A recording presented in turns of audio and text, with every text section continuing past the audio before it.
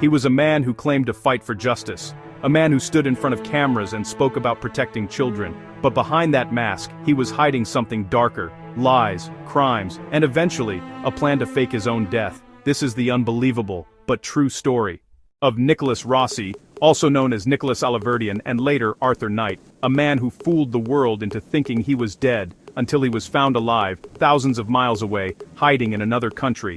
Nicholas Alaverdian was born on July 11, 1987, in Rhode Island, USA. From a young age he seemed brilliant, intelligent, ambitious, and outspoken. But his childhood wasn't easy. He spent most of it moving through foster care homes, which he later claimed were full of abuse and neglect.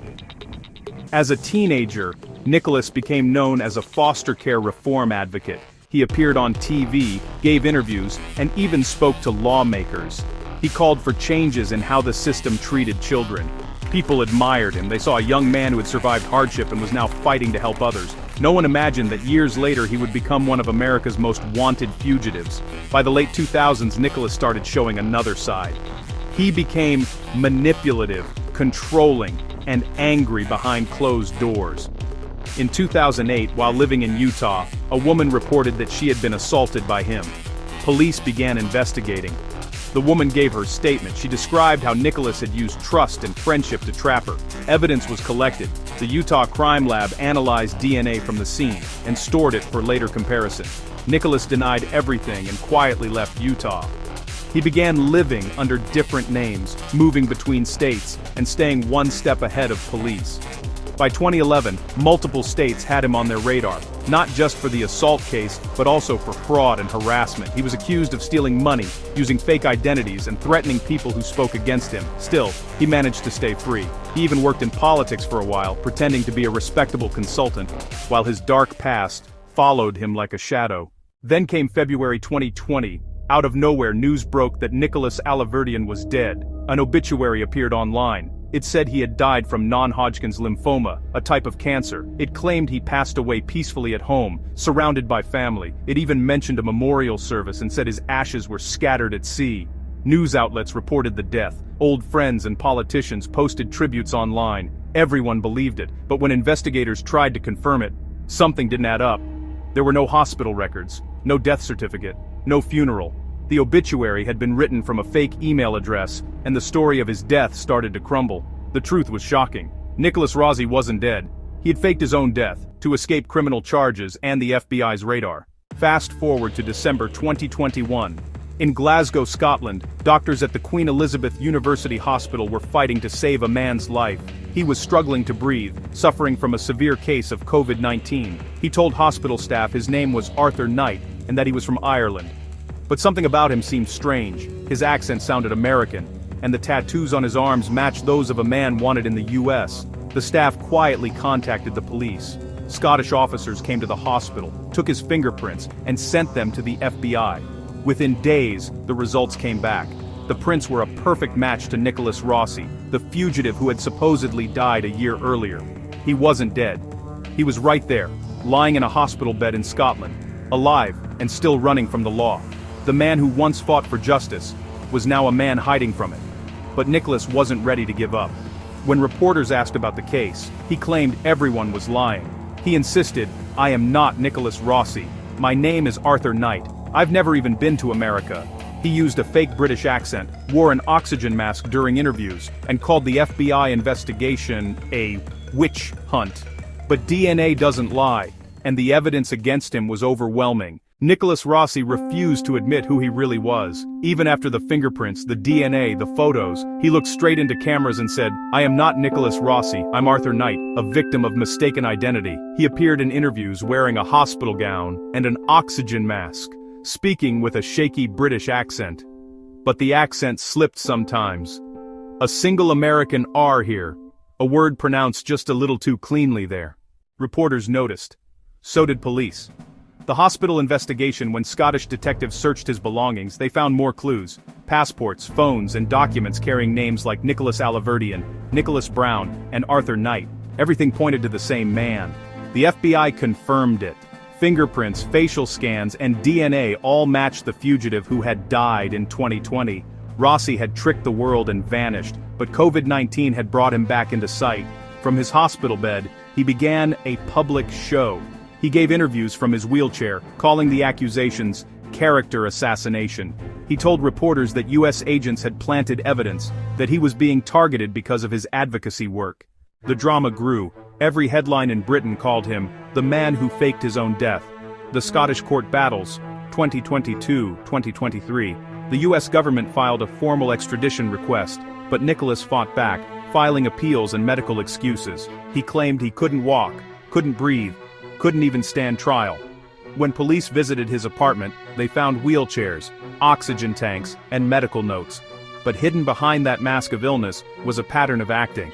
Doctors who examined him said many symptoms seemed exaggerated. During hearings, he would groan loudly, wave his arms dramatically, and accuse everyone of conspiracy.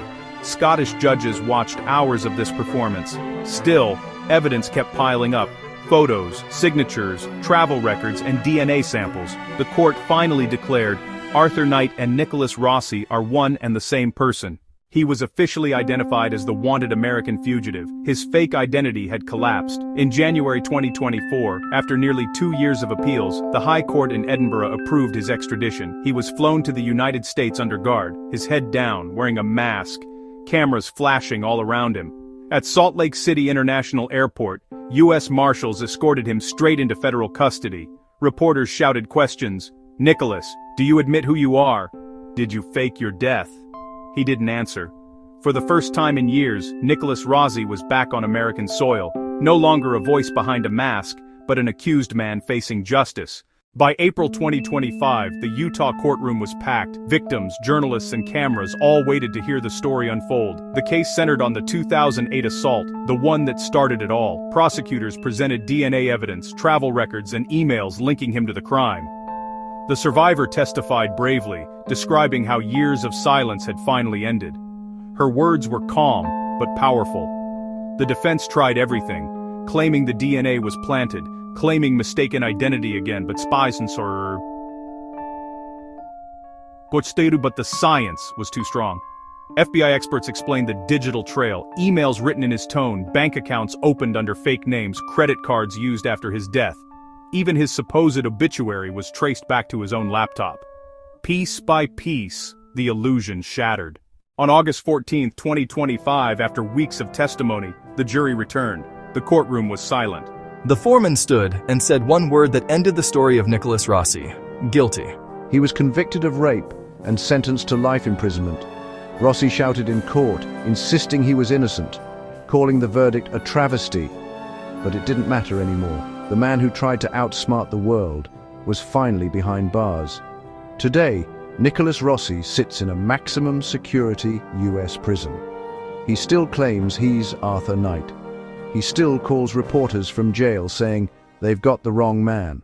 But the evidence, fingerprints, DNA, travel records, witnesses, all point to one truth. He is Nicholas Rossi, and he is guilty. He spent years pretending to be someone else. He built stories, identities, even his own death. But truth has a way of finding the light.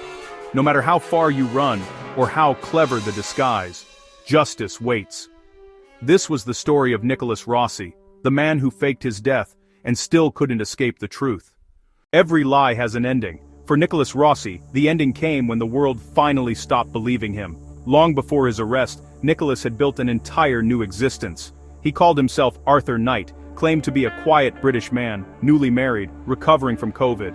He lived in a rented flat in Glasgow with his wife, a woman who at first had no idea who he really was. To neighbors, he seemed polite but secretive. He never stepped outside without a mask, gloves, or a wheelchair. He told people he was once an English teacher who loved poetry. He cooked elaborate stories about a lost passport and foreign hospital stays. Everything was a performance, a second life written like a bad movie script. But beneath that performance, he kept browsing the web, emailing under old usernames, and tracing news about himself back in America. He couldn't stop watching his own ghost. When Scottish reporters began asking questions, Nicholas agreed to appear on television. It was his biggest mistake.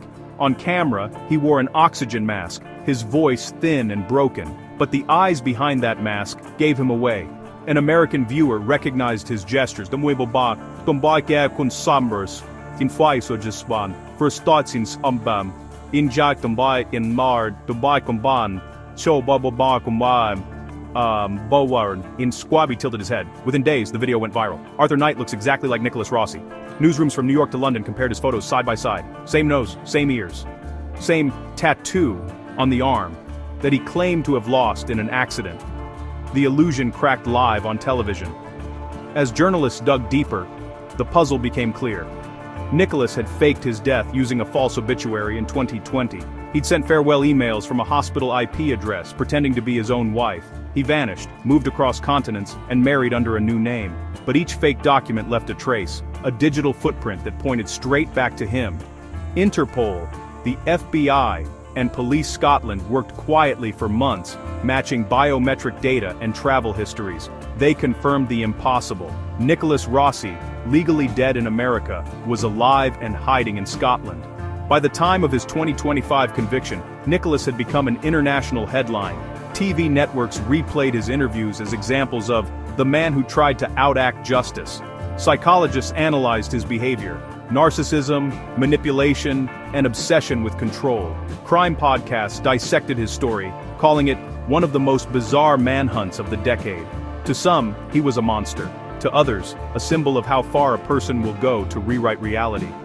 But for the survivors who had waited years, his sentence was not entertainment, it was closure. One victim said softly outside the courtroom, "For years he lived like nothing happened. Now every day he wakes up in the place he deserves." Today, Nicholas spends 23 hours a day in his cell. He writes letters to journalists, still claiming innocence. He's requested a book deal, and even offered to sell the rights to his life story. But publishers refused. No one wants fiction from a man who turned truth into a weapon. His wheelchair is gone.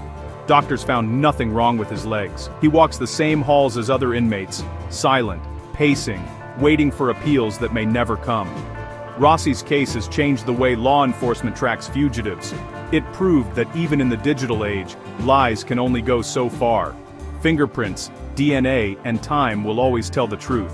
Investigators now teach his story as a case study in deception, how a man built an identity, killed it, and tried to live inside its ashes. But in the end, there's no mask strong enough to hide guilt forever.